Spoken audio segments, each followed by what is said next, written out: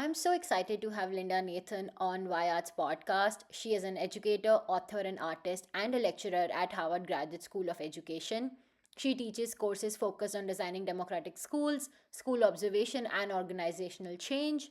She has founded and led different public schools and nonprofit organizations, including Boston Arts Academy. She mentors and coaches educators nationally and internationally with a commitment to racial justice, equity, and critical role of arts and creativity in schools. She is the author of The Hardest Questions Aren't on the Test and When Grit Isn't Enough, and co editor of Building Democratic Schools and Learning Environments, A Global Perspective. All right, I'm Linda Nathan, Yes. a lifelong educator, now doing a lot of pottery, Yeah. which to me connects pretty deeply with democratic education because you got to stay on center. What drew you to education and pottery then? Well, I was trained as a very young person in production pottery, so a mug a minute, a bowl every 2 minutes, that kind of thing. And I thought I was going to make my living as a production potter. I didn't. I went into public education, bilingual education, and then started a lot of different schools. Most people know me from Boston Arts Academy, but I actually started the Tobin. The Tobin School in Boston was a bilingual performing arts school. So that was one of the schools I'm most proud of, well before BAA, and then I was the co-director, co-founder of Fenway High School, which at the time was an alternative school. So I've done a lot in public education. And we have seen, of course, all your work with like Boston Arts Academy and other schools and non-profits. I would love to what was the gap you saw in like accessing arts, which like kind of what drew you started to me in start? the arts. Yes. So it had a lot to do with bilingual education. So most of my kids in the 70s and 80s were immigrant kids in Boston, and they were learning English as a second language. And so for them, the arts was really a way to communicate, and it was a way to tell their stories. And so I started teaching theater. That was I was not teaching, I've never, except in this little studio, this is the only place I've actually ever taught. But I was teaching theater, and I actually started that in Puerto Rico, which was one of my first jobs. And it was really a way to teach English, and it was a way to tell the story of your own history. And that's something I think that's critical for kids. So I don't know if that comes close to answering your question. It does. Like it also you've also spoken a lot about how about grit and success and education in your books, and just questions around that. And I would love to know your thoughts about how do you think arts could offer young people alternative ways to succeed and not just the traditional academic ways which are people expected to get out of. Well, one of the things we talked about pretty deeply at the Arts Academy is that there's not necessarily a distinction between, you're using the word academic and arts almost as an either or. And we talked about it as one and the same, which I think is actually really an important difference to say that, you don't have to be. There's no such thing as a stupid artist, is what my founding artistic dean said. Because you have to know a lot. And you have to know a lot about material. You have to know a lot about, material. Like, how does this clay work? What do I do about this? What about the kiln? What temperature does it go? What are different kinds of clay? There's just a host of very academic things. So I think, there are disciplines, is the way I think about it. There's math, there's science, there's, humanities, all these things. And art is a discipline. And so what I've always been interested in is how do disciplines play together. So I haven't quite found out how this discipline of clay yet plays with others, but I'm really interested in writing about learning in the disciplines. So that's the way I think about the disciplines. Is how do we think about art as a discipline that has just as much value as mathematics. So it's not one versus the other for me ever. Yeah. It's how do we think about these things together? And I think what worries me about school is that traditional school doesn't give kids the opportunity to show what they know in lots of different ways. And that I think is really problematic.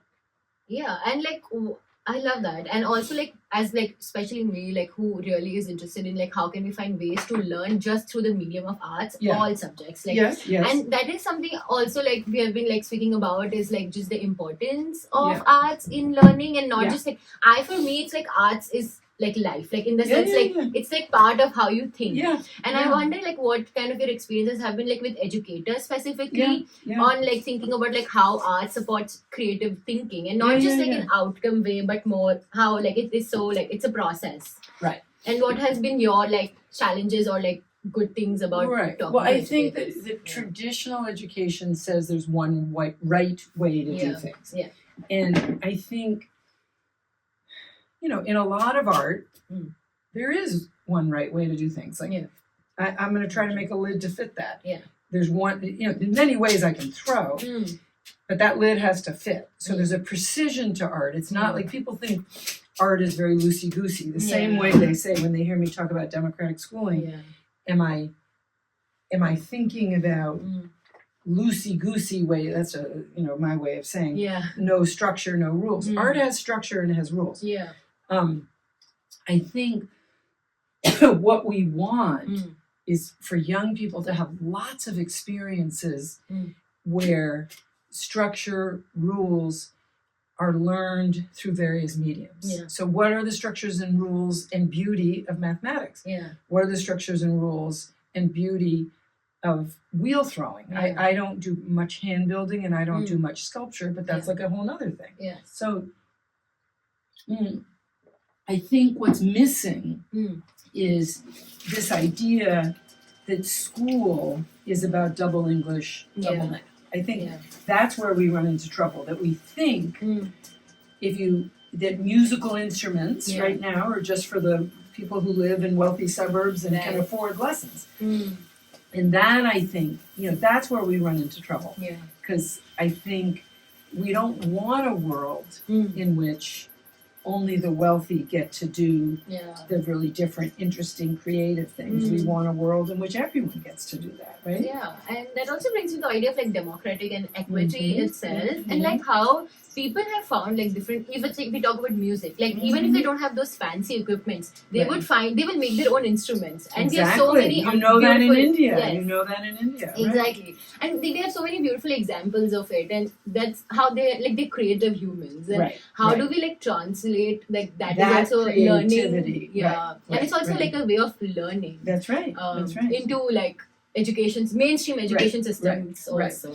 Well, I think the only way we can transfer it into mainstream is to make sure kids have classes. I would love to hear if you have like any stories from your classrooms, just like from working with children. Like, how do you think you saw like art spark something in them? Just anything. Well, the story I always like to tell about BAA is that this is from our early days. Is the math teacher was just struggling. She was doing all this really wonderful project-based learning stuff. Kids were working in groups, and she was just thinking, I'm just doing such great work here. And the kids wouldn't do anything, and she couldn't figure out, like, what was she doing wrong? She knew it was something about her. So I suggested, why don't you go in the dance studio and see what's going on? She went into the dance studio, and lo and behold, it was a very traditional dance class, which is not untypical in the dance field. And the kids were all in lines, in rows. And the teacher was at the top, and the kids were doing what the teacher wanted. And so the math teacher went, oh my goodness, I'm teaching dancers who are used to this structured kind of discipline. I'm throwing them into classrooms and into groups and saying, go figure this out. But they're trained as dancers. It's not their way of learning. So it was actually a really cool way for her to realize, I may need another way into this equation. So that, it's not that art is always, freedom and art are not always the thing we think of, right? Yeah. So I like that story for how kids think differently in art. But I do think what I love about what the discipline of arts brings us is this sense of there are many ways to solve this problem. Yeah. So, here I am showing you a lid. I could have thrown this lid many ways. I can make a knob anyway. Yeah. There's an order, there's a discipline, there's a way of thinking about it. And, how I go from there, that's where my freedom comes. And that's where my judgment comes, not someone else's. So I don't know if that helps. The question of hands-on learning is about what you said. It's about unlearning. It's about teaching kids the structures to collaborate. Yeah. And because of our obsession with outcomes-based, kids have to know this, then they have to know this, because we're so structured, we have given kids a curriculum that is an inch deep and a mile wide, and kids don't know how to use time. They don't know how to collaborate. So I think the idea of project-based learning to me is so critical. But the arts classroom doesn't have a lock on that. The history classroom, the math classroom. I mean, I've seen some of the best project-based learning in math classes. So I think the arts have a different way of helping kids activate parts of their brain. And I deeply believe that when you activate your hands, your brain, when you put that all together, that's why art is so important. But we need that hands-on learning, that project-based learning in all disciplines. Because kids need to learn those roles. And I also feel it works in collaboration and hand in hand, in the sense I feel like if math and art teacher is to collaborate, I think that would create wonders just in terms of two different minds connecting together. Exactly. I mean, we talked a lot at BAA. And Brian, who's with us from Tufts, is talking a lot about that. But the ways that the disciplines connect, I never think it should be forced. It has to be where it makes sense. So of course people talk all the time about chemistry and pottery because you need to understand so much. And that's true, the materials.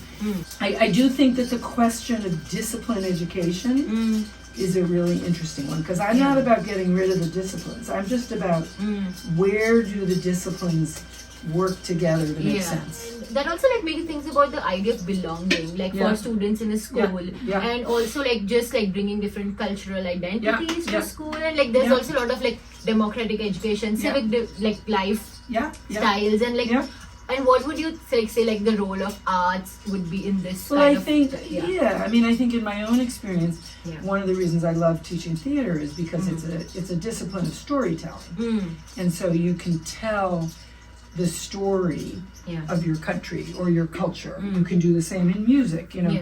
We didn't necessarily have any kids at BAA who had experience or family members who had gone through the Nazi Holocaust, of World War II.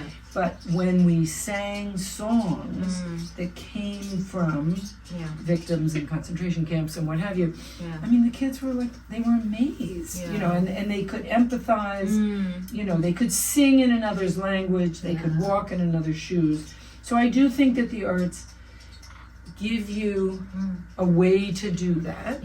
That is more immediate. Doesn't mean history reading doesn't mean, literature doesn't. All of those ways do too.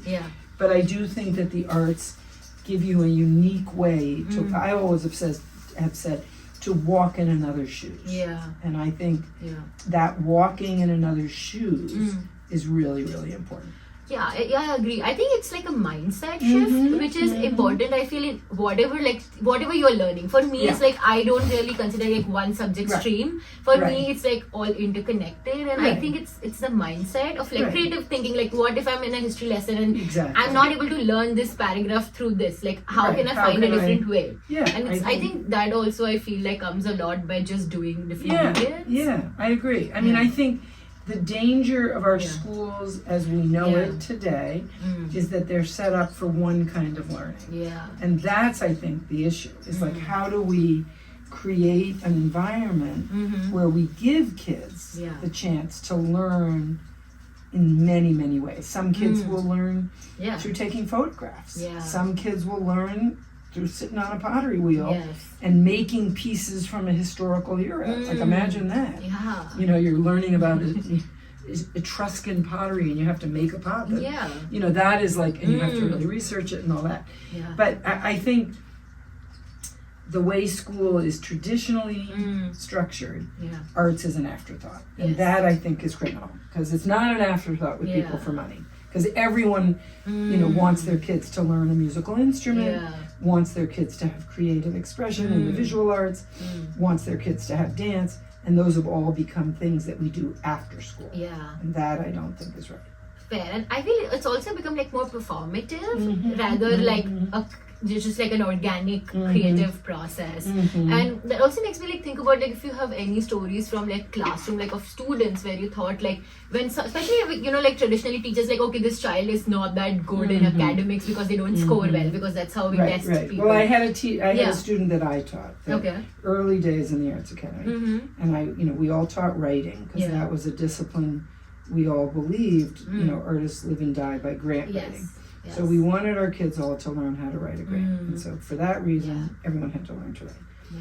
So this young man was in my writing class, and I swear, I thought I was going to kill him because he would never do the assignments. He would put his head on the desk. Yeah. He would refuse. Yeah. And we were doing, you know, like autobiographical writing. Like in some ways, I thought, I don't like this. This is like good stuff we're doing.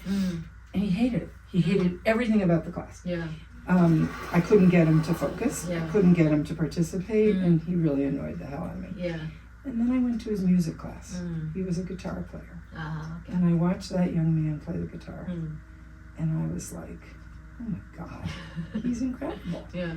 And there's so much of his personality that is coming out. Yeah. And shame on me for not thinking, here I am in an art school, is there another way to reach this kid? So I asked him if he would compose a little piece that was autobiographical, that spoke to, you know, the same assignments that I had given in writing. I asked him, could he do on the guitar? And of course he composed an absolutely beautiful piece. Now that doesn't mean he didn't have to learn how to write, you know, because I do think, you know, there are certain skills, you know, quantitative writing that you want to learn, but it was good that I could remember before it was too late that he might have a different way into the problem. Right? I don't know if that's what you're referring definitely. to. I think, and also I feel it also builds that relationship with the teachers, and it opens up them. You're like, okay, this person is trying for me. I can try for them, and then I'm sure, like eventually they would reach that stage too. Right. And I think that also is such a powerful story as a teacher to think about. Right. And we spoke about like this like in our conversation right now, but what do you think are like the misconceptions of arts? And this could be like generalized, but I'm thinking about in terms of school systems and like school leaders and just policymakers who think like, well, they think not it's essential. fluff. They think exactly. it's fluff. Yeah. There's not a discipline attached to it. Yeah. You know, they haven't had very much artistic experience themselves. You know, when I've taught emerging leaders and I've asked, you know, when's the last time you were in a museum, a theater, a dance concert, you know, I mean, most people, music is something that they're familiar with because that's more popularized, but, you know, a dance concert, no. You know, so I think that it doesn't have a discipline attached to it is a misconception. And by discipline, I mean a structure and a form. I think that's like that's the misconception. And that you don't struggle. You struggle. I mean, I'm struggling to keep this thing on center. I'm struggling to talk and work. I mean, I don't usually talk and work at the same time. I can't. So I think, you know, that kids deserve to learn in lots of different ways. I mean, I think that's like the trouble we're having right now is, you know, people talk about the mental health crisis, all of that. I think we're not letting kids learn in ways that make sense to them, and that's to our, you know, that's serious, because we're going to lose a generation of kids if we can't figure out how to let them learn in ways that make sense to them. Yeah.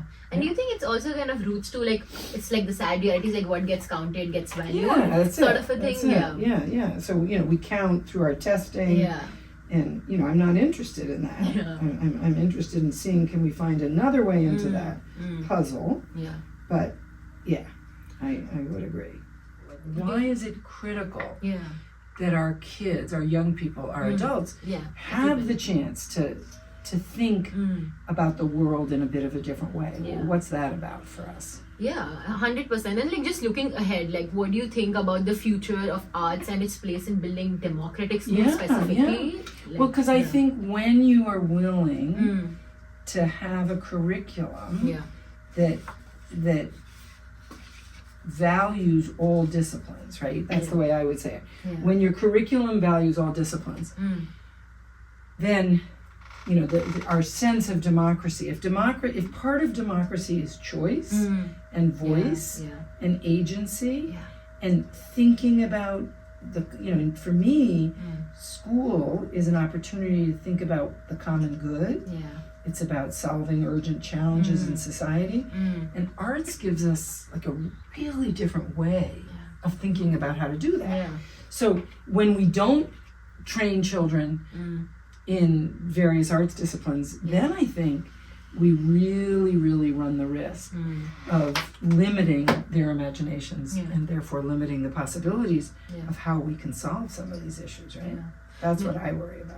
We end our podcast with like a rapid fire round. Okay. An art form or material you are inspired right now with, I guess. Yes, we are here in the studio. We're here with clay. But I also yeah. I think of myself also, I love dance. Yeah. I just saw at the ART last night, 6 digits. Passengers? Yes, passengers. Oh, yes. Oh my god. Oh my god. So good. So I want to be on those high ropes. I want to be hanging. Yeah. I love that stuff. So yeah. So movement is like, is really key for me. Yes. So I want to do more. I want to see kids do more movement. I really do. 100%. And like a recent project which excites you right now. I mean, I know Well, you're doing so CASA many excites things. me. The CASA. school really excites me because I think, here we are in a school where people are unlearning. Yeah. And that's wonderful. That is so exciting to see too. Yeah. A question around arts and democratic education you're sitting with right now. Any question? Yeah, I mean, I like the questions you're asking. Like, how do we use arts to solve some of the more urgent challenges that we're facing? I mean, we're so polarized right now. Yeah. So can making pots together, doing theater together, can that help us? And I guess I want the answer to be yes. Yes.